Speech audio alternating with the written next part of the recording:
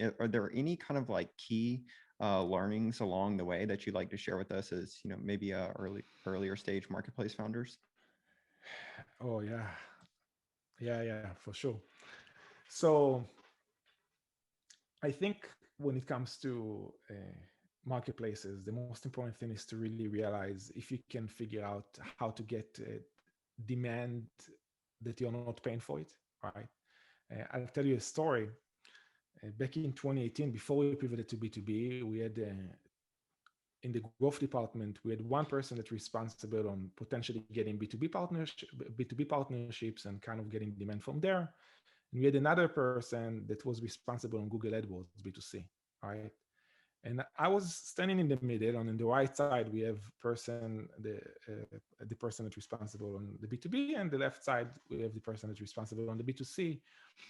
And back then we used to invest $50,000 into ads every month.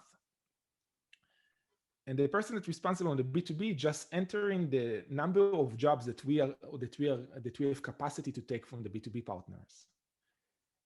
And on the other side, the person responsible on the Google AdWords is like, okay, let's play with more keywords to see which one is converting better, and of course, managing the CPA. It was mind blowing to understand, to have the realization of like, what are we doing? Why are we spending money in a world where we don't know, like we don't have a certainty on the outcome, and we can't really build liquidity in B2C because it's not predictable, while we can literally go the B2B route and um, enter the number of jobs that we want. So really try to recognize opportunities of like think out of the box and think about like what other path for getting demands into the marketplace I can find.